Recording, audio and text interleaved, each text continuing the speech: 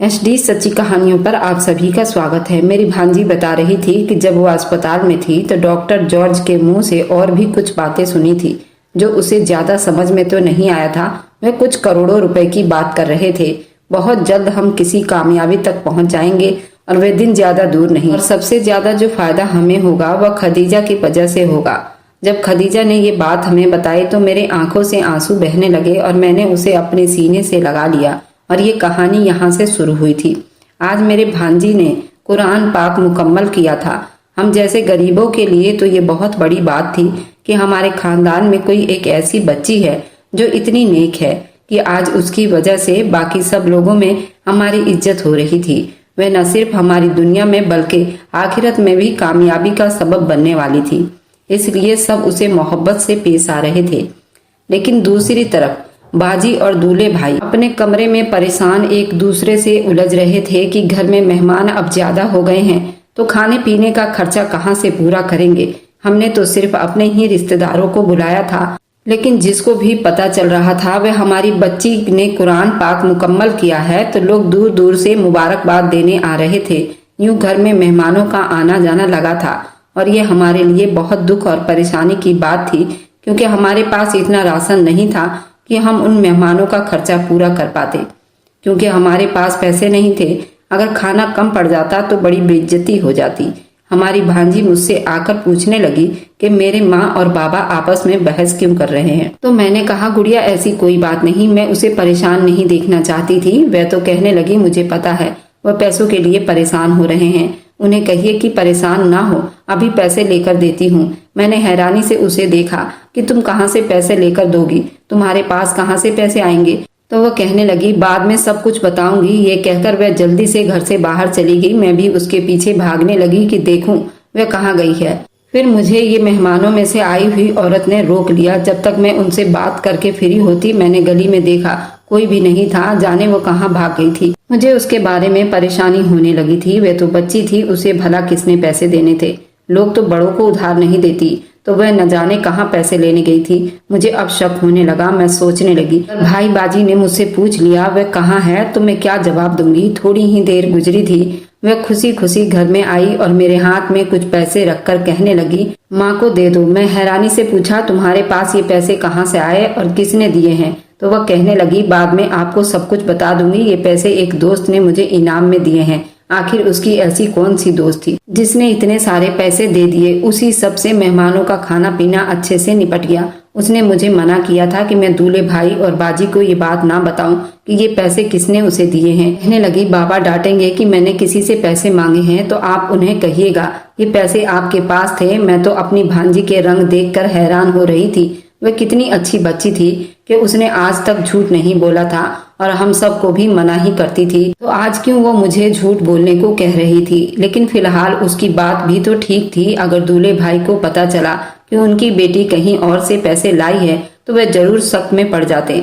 मैंने सोचा कि आज ये भीड़ खत्म हो जाए तो फिर मैं उससे आराम सुकून से पूछूंगी कि मामला आखिर क्या है। पैसे भी इतने थे कि उससे सभी काम अच्छे तरीके से निपट गई और कुछ पैसे बच भी गए। मैंने सोचा कि अब सब मेहमान चले गए हैं तो मुझे उससे पूछना चाहिए कि ये पैसे कहाँ से आए और उसे किसने दिए हैं। अभी मैं कमरे से बाहर निकलने ही वाली थी कि बाजी की चीखों ने मुझे हिलाकर रख दिया।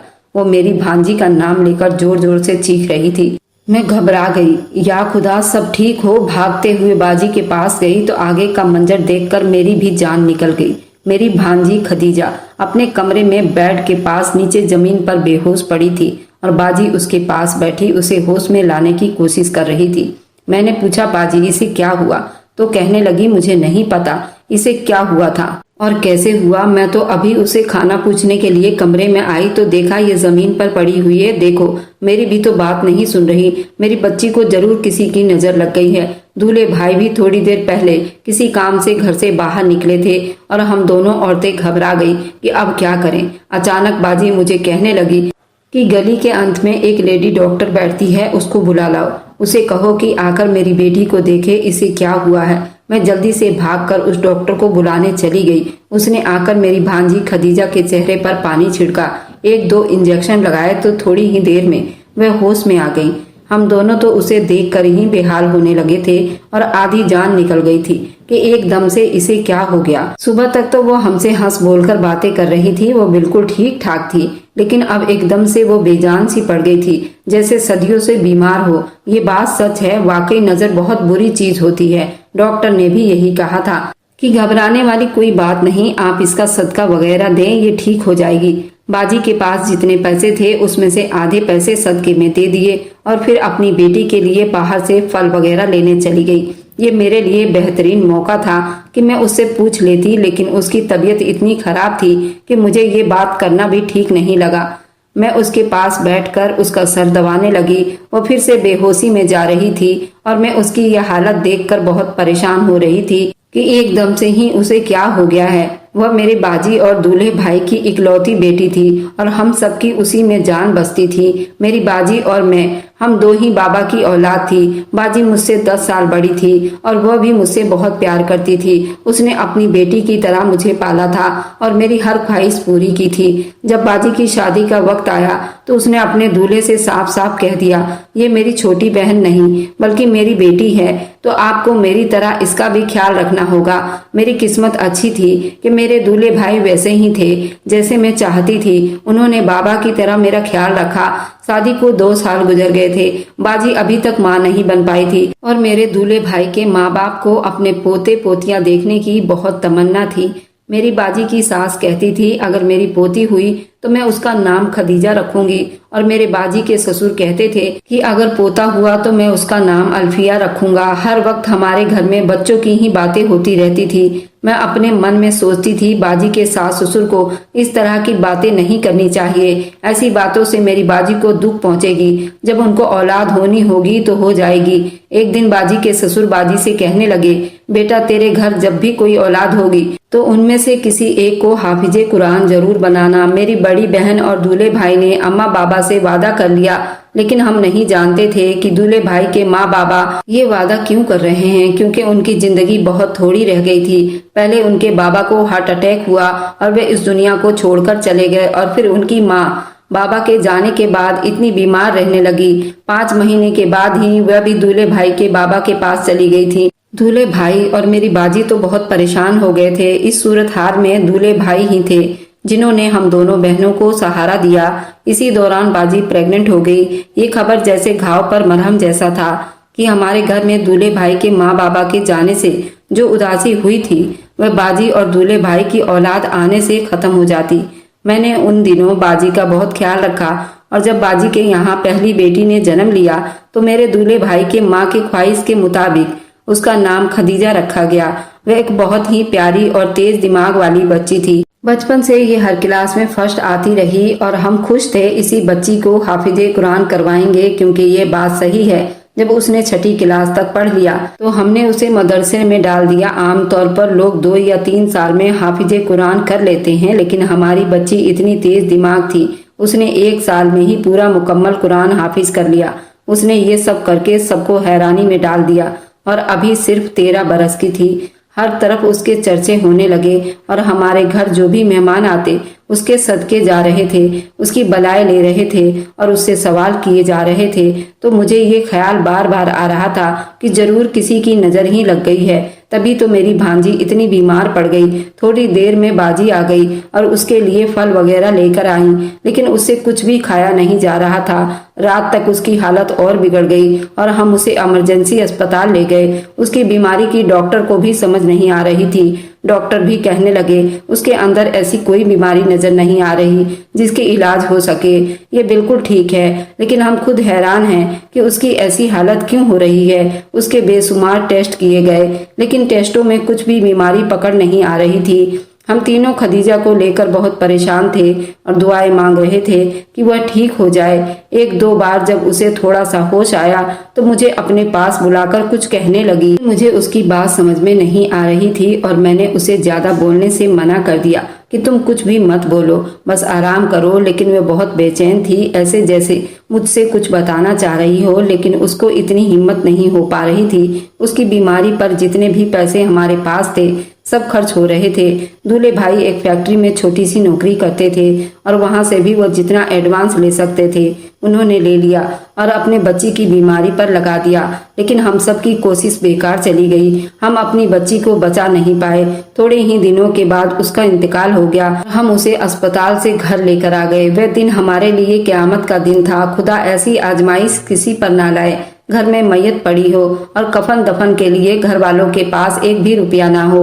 हमने सारे पैसे तो उसकी बीमारी पर लगा दिए थे, अस्पताल के खर्च और बाकी टेस्ट वगैरह पर। और अब ये हाल था कि हमारे पास कफन दफन के पैसे नहीं थे। इतनी हिम्मत नहीं हो रही थी कि रिश्तेदारों को फोन करके कह देते। अभी इसी परेशानी में थे।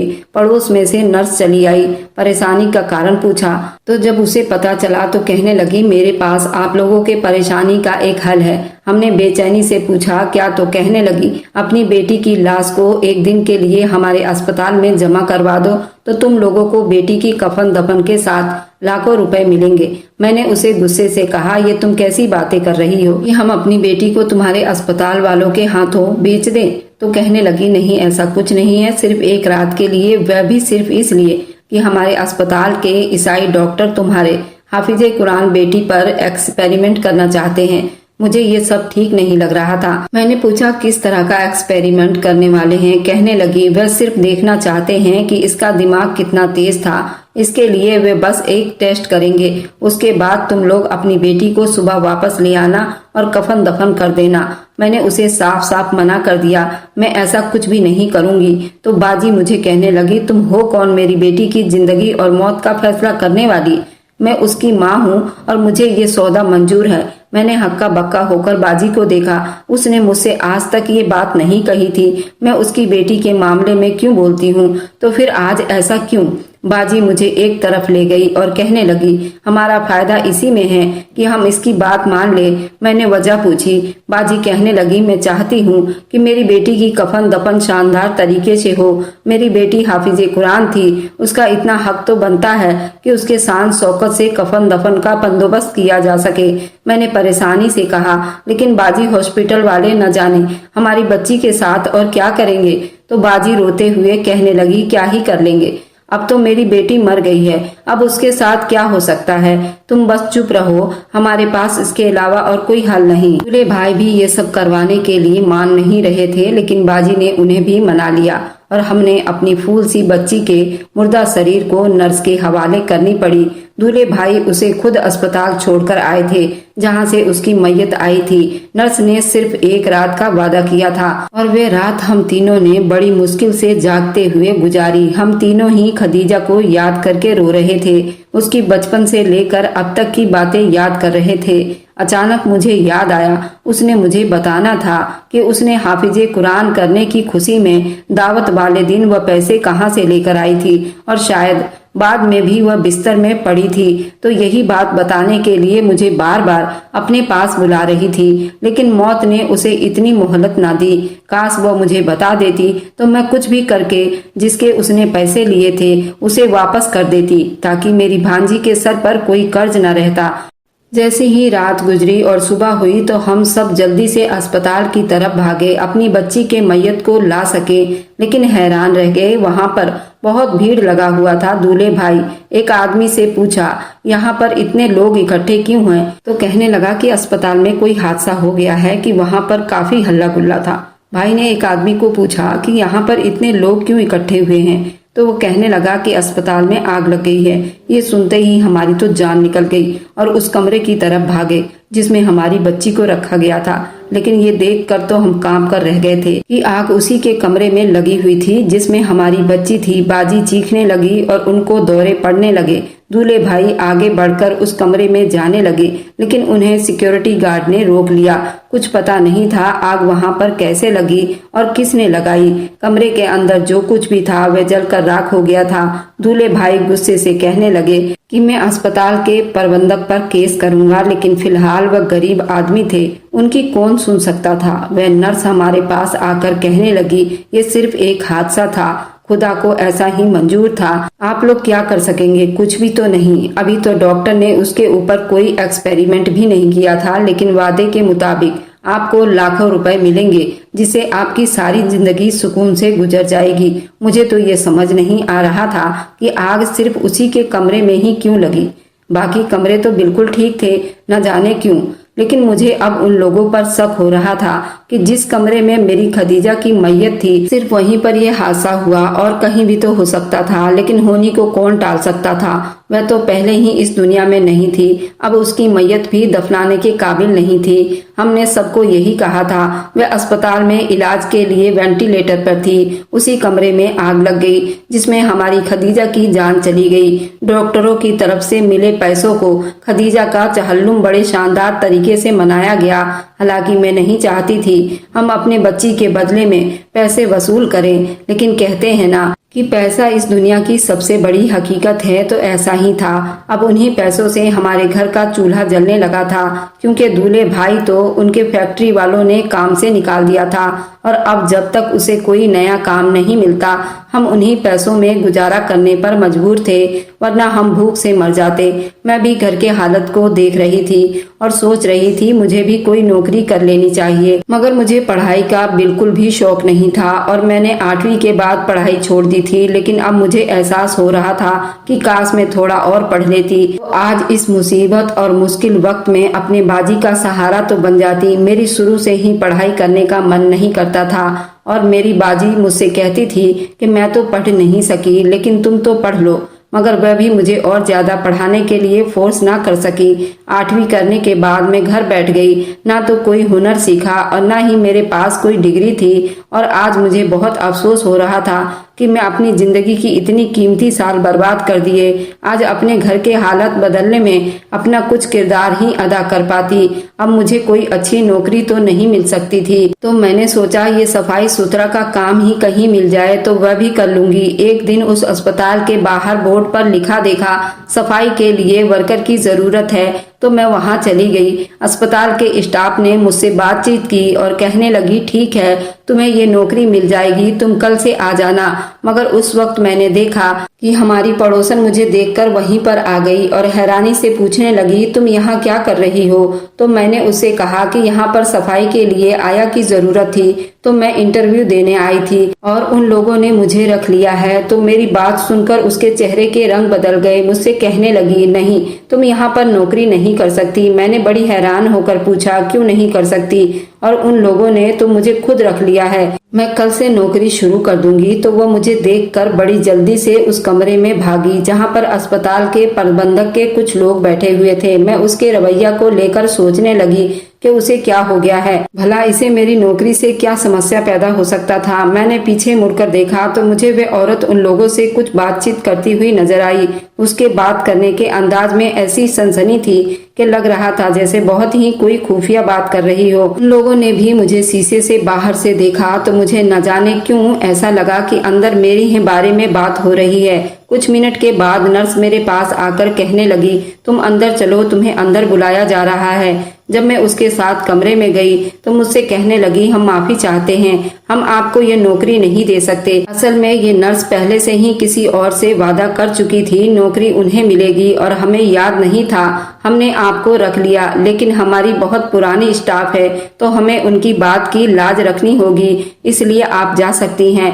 मैं बहुत दुखी होकर वहां से निकल आई, लेकिन मैं उलझ भी गई थी। उन्होंने तो पहले हाँ कर दी थी, फिर उस नर्स के कहने पर उन्होंने मुझे वहां से क्यों निकाल दिया? उसको मुझसे क्या दुश्मनी थी? उसने मेरी नौकरी नहीं होने दी। मुझे कहने लगी, असल में मेरी कामवाली ने मुझे कई दिनों से कह रखा था कि अगर अस्पताल में आया की जरूरत हो तो मैं उसे जरूर बताऊं। तो मैंने उसे वादा किया था, अब मैं अपने वादे के खिलाफ नहीं जा सकती थी, इसलिए मुझे मजबूरन ये कदम उठाना पड़ा। मुझे माफ कर दो, लेकिन मैं कोशिश करूंगी तुम्हें किसी और अच्छी जगह पर नौकरी पर रखवा दूंगी। तुम्हें आया की नौकरी करने की क्या जरूरत है? तुम पढ़ी लिखी तो हो, मैं कोशिश करूंगी तुम्हें कोई अच्छा काम दिलवा दूंगी। मेरी बड़ी हमदर्द बन रही थी, लेकिन मुझे उसकी किसी भी बात का यकीन नहीं आया। मुझे उसकी नीयत में ही कुछ फितूर लग रहा था और मुझे उसकी ये बात भी झूठी लग रही थी कि मेरी जगह वह किसी और को नौकरी पर रखने का वादा कर चुकी थी। अगर ऐसा होता तो फिर अस्पताल वालों को बाहर पोस्टर लगाने की क्या जरूरत पड़ गई लगाने की। खैर, मैं उससे और ज्यादा उलझना नहीं चाहती थी। इसलिए चुपचाप अस्पताल से बाहर निकल आई। घर आकर भी उसके रवैया पर हैरान परेशान होती रही और सोचती रही आखिर उसने मेरे साथ ऐसा क्यों किया, लेकिन मुझे कोई भी पुख्ता नतीजा समझ में नहीं आया। अगले दिन मैं फिर से नौकरी की तलाश में घर से बाहर निकली तो वापसी पर उस अस्पताल के सामने से गुजरी तो देखा वह पोस्टर अभी तक वहीं पर लगा हुआ था।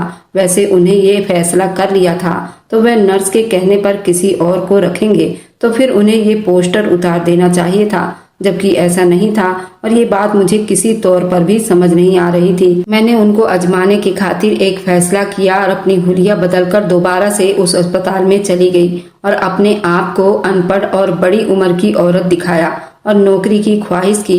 तो फिर से मुझे अस्पताल के स्टाफ ने इंटरव्यू के लिए उस कमरे में बुलाकर वे लोग मुझे नहीं पहचान पाए थे। वे कुछ जरूरी सवाल के बाद कहने लगे, ठीक है, हमें आया की जरूरत है, कल से तुम काम पर आ जाना, लेकिन इस अस्पताल के कुछ रूल से तुम्हें अपने काम से काम ही रखना होगा और किसी भी मामले में तुम दखल अंदाजी नहीं करोगी। अगर इस तरह का कुछ भी रिएक्ट किया तुम्हें इस नौकरी से निकाल दिया जाएगा। मैं घर वापस आ गई, नौकरी तो मुझे मिल गई थी। अब मुझे ये मालूम करना था वह नर्स ऐसा क्यों नहीं चाहती थी कि मैं वहाँ पर ना जाऊँ। शायद वह पड़ोसी थी इसलिए वह नहीं चाहती होगी मैं उसके किसी खुफिया काम के बारे में जान लूं, या उसे ये डर होगा कहीं मैं उसके आसपास ही रहूंगी तो उस पर मेरी नजर पड़ती रहेगी। यही वजह थी जिसकी वजह से वह घबरा गई थी और उसने मुझे वहां से निकलवाने की प्लानिंग की थी। अब मैं अपना हुलिया रोज बदलकर वहां पर जाती थी। एक दो बार वह भी मेरे सामने से गुजरी लेकिन उसने मुझे नहीं पहचाना। मैं उस पर नजर रखने लगी तो ये जानकर मुझे बहुत हैरानी हुई कि वह डॉक्टर के साथ एक खास कमरे में जाती थी। उस डॉक्टर के साथ ही उस नर्स के अलावा किसी नर्स को भी अंदर जाने की इजाजत नहीं होती थी और सिर्फ कुछ ही डॉक्टर उस कमरे में जाते थे।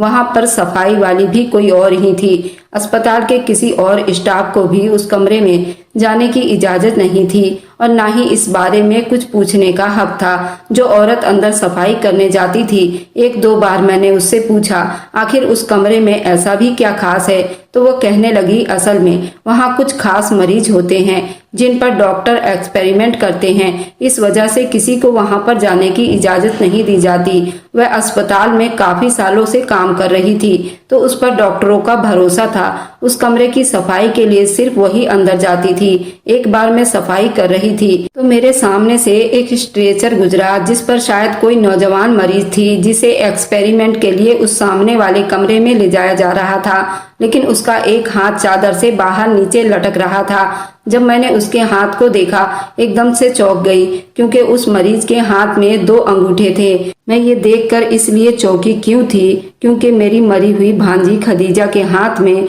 2 अंगूठे थे। पहले मेरे दिमाग में ख्याल आया कहीं ये खदीजा तो नहीं, लेकिन फिर मैंने खुद को डांटा, वह भला यहाँ पर कैसे हो सकती है, उसको तो गए हुए 2 महीने होने वाले हैं।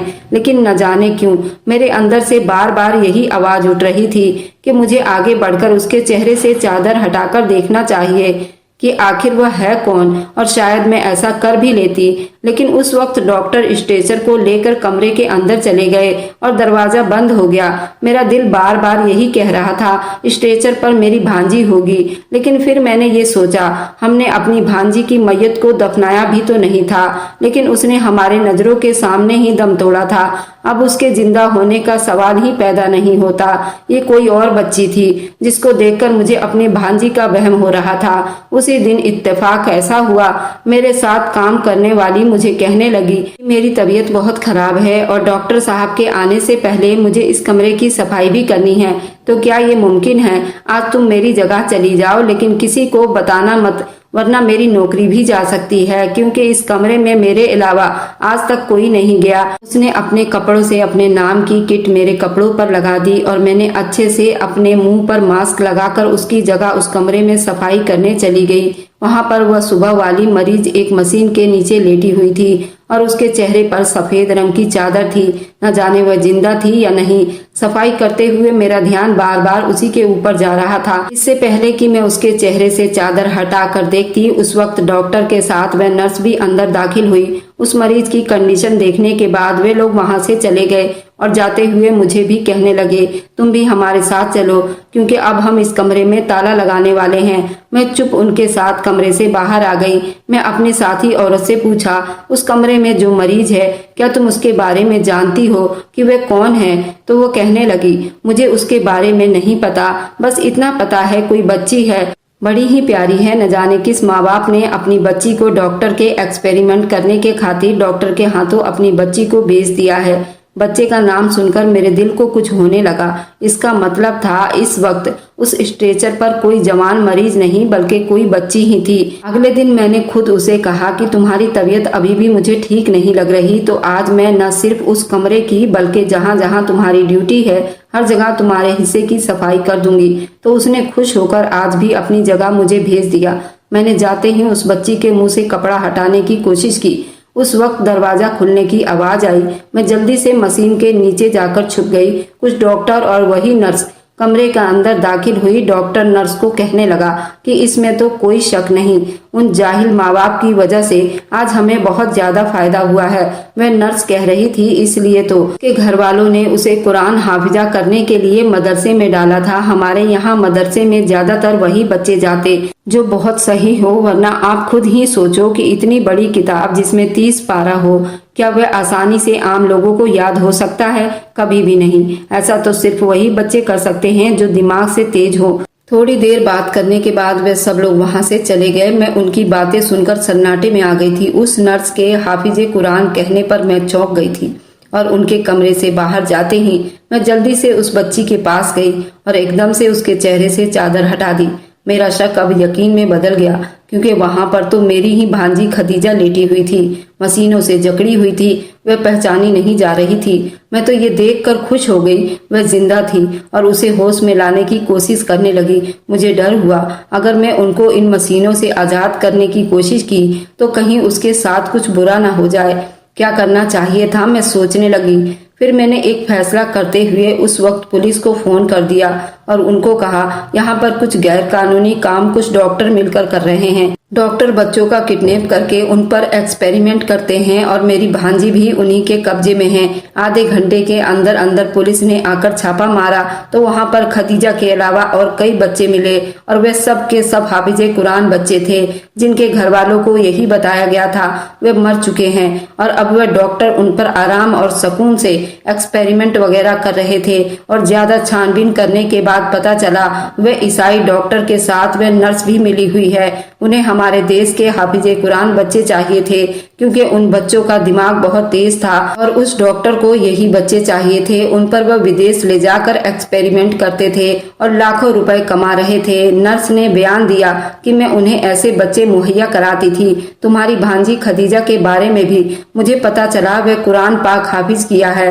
तो एक दिन मैंने उसे कुछ पैसे देने की कोशिश की, उसने मना कर दिया। तो मैंने उसे कहा कि ये तुम्हारा कुरान पाक हाफिज करने का इनाम है, जब तुम्हें पैसों की जरूरत हो मुझसे आकर ले जाना। तब तो वो मना करके चली गई थी, लेकिन फिर जब उस दिन तुम लोगों के घर पर दावत थी और तुम लोगों के पास पैसे नहीं थे तो वो मेरे पास आई। मुझसे कहने लगी, आपने मुझे कहा था वो पैसे मेरा इनाम है, तो क्या आप मुझे दे सकती हैं? उसी वक्त मैंने पूरा प्लान बना लिया मुझे क्या करना है। मैंने उसे बिठाया और शरबत पिलाया और बहुत सारे पैसे देकर कहा, मुझे तुमसे कुछ काम है, जब तुम्हारे घर में दावत खत्म हो जाए तो मेरे घर पर आना। वह मेरा शुक्रिया अदा करने आई थी। मैंने उसे इंजेक्शन लगा दिया जिसकी वजह से उसकी तबीयत खराब रहने लगी और फिर मेरे ही मशवरे पर तुम लोगों ने उसे इस अस्पताल में दाखिल करवाया जहां पर हम उसका एक्सपेरिमेंट करना चाहते थे। उन डॉक्टरों ने उसे जानबूझकर ऐसी हालत में रखा हुआ था। लोगों को यही लगा कि अब बस उसकी आखिरी दिन करीब है। फिर हमने उसे ऐसा इंजेक्शन लगा दिया जिसकी वजह से उसके दिल की धड़कन बहुत कम हो गई, लेकिन वह जिंदा थी। प्लान के मुताबिक तुम लोगों को कह दिया गया कि उसकी मौत हो गई है, तुम लोग उसे घर पर ले जाए और मैंने कफन दफन के लिए लाखों रुपए का लालच देकर जब ये कहा एक रात के लिए अपनी बेटी को अस्पताल में दाखिल करवा दो, तो उसके पीछे हमारा प्लान ही था। हमने उस कमरे में भी जानबूझकर आग लगाई थी। तुम्हारी भांजी को हमने पहले ही किसी और कमरे में शिफ्ट कर लिया था ताकि तुम लोग उसे भूल जाओ। डॉक्टर जॉर्ज बच्चे के तेज दिमाग की एक्सपेरिमेंट करते थे और तुम्हारी भांजी के अलावा और भी वहाँ पर कई बच्चे थे, इसलिए ही नहीं चाहती थी तुम यहाँ पर काम करो। मैं तो ये सुनकर ही कांप गई थी। पिछले 2 महीने से मेरी भांजी इन जालिमों के कब्जे में थी और वे उस पर एक्सपेरिमेंट करते रहते थे। उन डॉक्टरों की विदेश तक पहुंच थी। उन लोगों ने कोशिश की ये मामला दब जाए, लेकिन क्योंकि मीडिया वालों को भी खबर हो गई थी तो अब उनका बचना मुमकिन नहीं था। अदालत में नर्स और डॉक्टर समेत सबके लाइसेंस कैंसिल करके उनको लंबे समय के लिए जेल की सजा दी गई। फिर और बाकी बच्चों को इलाज के लिए दूसरे अस्पताल में शिफ्ट कर दिया गया। जिस दिन खदीजा घर वापस आई वह दिन हमारे लिए ईद से कम नहीं था। हमारी बच्ची को दूसरी जिंदगी मिली, उसके लिए खुदा का जितना भी शुक्रिया अदा किया जाता उतना ही कम था। उसके ठीक होने के बाद मुझे बताया जब मैं अस्पताल में थी तो मैं आपको यही सब बताना चाहती थी कि नर्स आंटी की वजह से ही मेरी तबीयत खराब हुई है, लेकिन मुझसे बोला नहीं गया।